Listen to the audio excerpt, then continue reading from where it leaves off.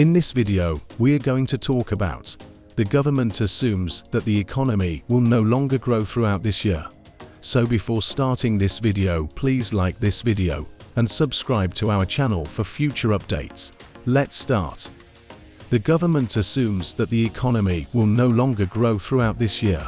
Calviño leaves the growth forecast for this year at 4.4% and cuts, for the second time in 3 months, that of 2023 until lowering it to 2.1%. The Spanish economy will not grow anymore in the second half of the year.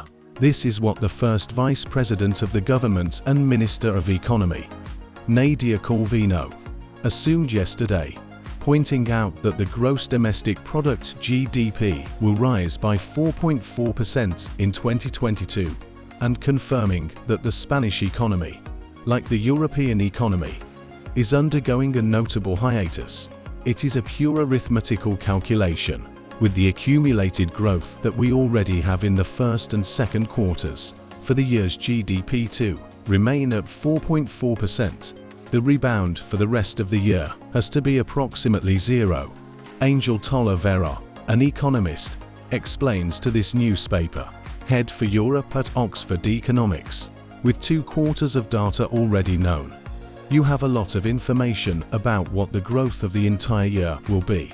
Therefore, any annual growth forecast already implicitly incorporates a lot of information about what is expected to happen in the second half of the year. Talavera points out. Calviño, who made the new estimate public before the meeting with the ministers of the Eurozone in Luxembourg, stressed that the figure represents 1/10 more than the previous estimate of 4.3%, and that it is a cautious forecast.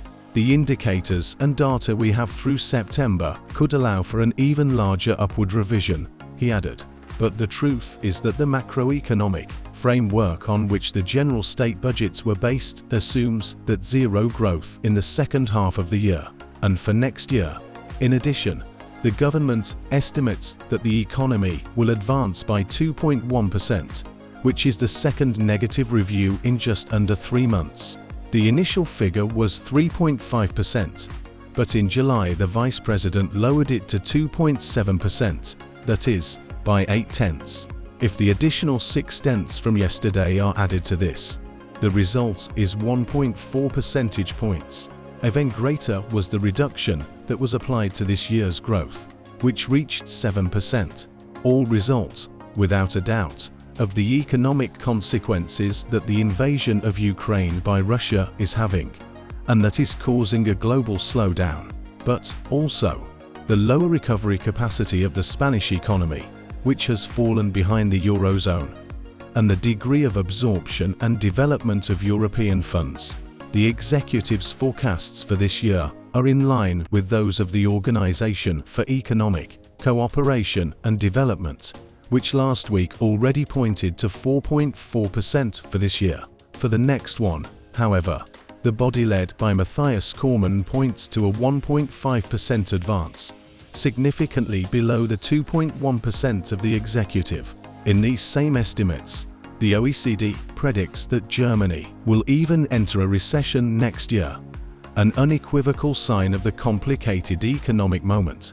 The intention of the executive is to make known the aforementioned macroeconomic table as soon as possible.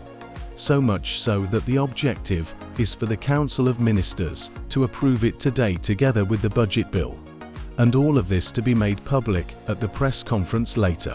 The government wants to approve the accounts in a timely manner, and that forces the PGE to reach the Congress of Deputies as soon as possible. To meet these times, PSOE and United We Can negotiate yesterday with the aim of finalizing all the details, although from the purple formation they press stating that the increase in spending for defense cannot go. In addition, it has focused especially on housing and, in this sense, they demand that the PSOE agree to approve the housing law with improvements, which has been stuck in Congress for 8 months, reports Europa Press.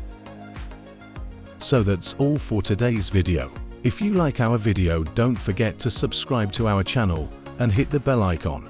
We will meet again in the next epic video. Till then, stay happy.